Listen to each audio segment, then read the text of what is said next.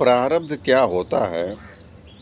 100 में से 75% कर्म हमारा इस जन्म का होता है और 25% हमारा प्रारब्ध पिछला कर्म होता है। जो हमारे जीवन में जो घटनाएं घटती हैं, हमारे इच्छा के विरुद्ध जो घटनाएं घटती हैं, वो हमारा प्रारब्ध होता है। हम चाहते हैं हमारा ये काम बन जाए, लेकिन प्रारब्ध में है कि ये काम नहीं बनेगा, तो फिर वो नहीं बनेगा। प्रारब्ध बड़ा मजबूत होता है, वो कटता नहीं है, वो होनी होकर रहती है।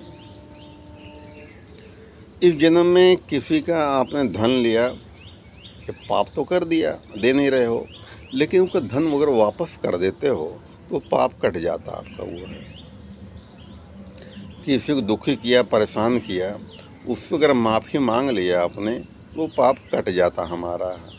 लेकिन धन लेके हड़प लिया, उसका दिया नहीं और ज़िंदगी भर नहीं दिया, वो हमारा प्रारब्ध बन जाएगा। वो पिछले जन्म में जा कर के उसको अदा करना पड़ता है।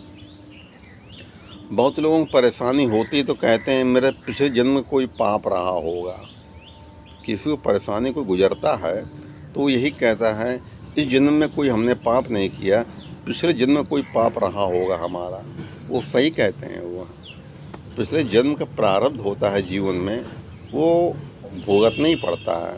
यानी जो हमारी इच्छा के विरुद्ध होता है वो हमारा प्रारब्ध होता है, वो होनी होती, वो होकर रहती है।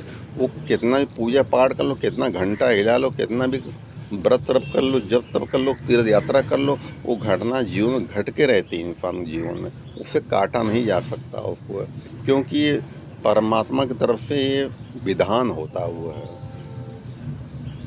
कहते ना, होई है वही जो राम रचि राखा, हो तर्क बढ़ावे शाखा, होगा वो जो विधाता ने लिख रखा है इंसान के जीवन में है। इंसान सोचता कुछ है, होता कुछ है। क्यों होता है? हमारा मन कुछ और है और विधाता की इच्छा कुछ और है। तो हमारी इच्छा कहाँ चल सकती है? हम हैं ही क्या है? हमारी औकात ही क्या है? इसीलिए मैं बार बार कहता हूँ, जीवन में कोई पाप कर्म मत करो, किसी दिल मत दुखाओ, किसी को रुलाओ मत, किसी को परेशान मत करो, किसी को धोखा मत दो। क्योंकि जो दोगे वो बढ़ा के मिलेगा, ये अटल सत्य है, ये नकारा नहीं जा सकता। हमारे जितने भी धर्म शास्त्र हैं, जितने मजहबों के, जितने धर्मों के धर्म शास्त्र हैं, सब यही बात कहते हैं। मैंने सभी धर्मों के पुस्तकों का भली भांति अध्ययन किया है और सब में लगभग एक ही चीज़ मिली हुई है, ईमानदारी से काम करो अपना। ईमानदारी सबसे बड़ी पूजा ये है।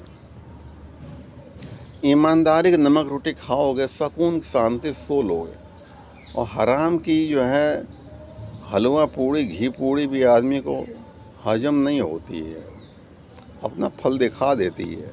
इंसान समझ नहीं पाता है।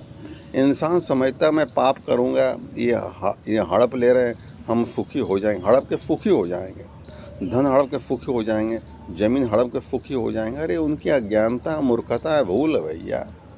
कोई हड़प के सुखी कोई नहीं होता है। कोई है दुख ही दुख मिलता है। दूसरे की ली हुई चीज़ कभी सुख देती है क्या? दूसरे ले तो लिया, लेकिन जरा उसके दिल में झांक कर देखो तो उसके ऊपर क्या गुजर रही है, वो कितनी बद्दुआएं दे रहा है, वो कहाँ जाएगी? वो लगती इंसान को है। किसी को परेशान करोगे तो उसके मुंह से क्या निकलेगा भैया? बद्दुआएं निकलेगी। अब बद्दुआएं इंसान को बर्बाद कर देती हैं। बहुत लोग देखा होगा आपने कि पाप कर रहे हैं और ठीक ठाक जी रहे हैं, चोरी किया ठीक ठाक जी रहा, रिश्वत ले रहा है, किसी को परेशान कर रहा और ठीक ठाक है। लेकिन ऐसा क्यों हो रहा है? पिछला प्रारब्ध मजबूत उसका, उसके बल पे वो पाप कर्म कर रहा है। पिछला कोई सपोर्ट उसको दे रहा है, पिछला प्रारब्ध उसको पुण्य, जो पुण्य कर्म है वो बचा रहा उसको है, सपोर्ट कर रहा हुआ है वो। लेकिन वही जब पिछला, जैसे कि पैसा बैंक में जमा अपना है, अपना पुण्य जमा बैंक में, कोई परेशानी पड़े जाकर निकाल रहा है, वो हमारा साथ दे रहा है।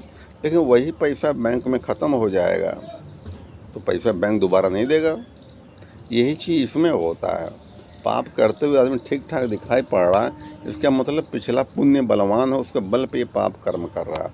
जब पिछला पुण्य क्षीण हो जाएगा तो देखा कि बड़े से बड़े आदमी, बड़े से बड़े नेता, बड़े से बड़े लोग जेलों में सड़ रहे हैं, घर में बुलडोजर चल गया उनके, तबाह हो गए, बर्बाद हो गए। प्रारब्ध है ये।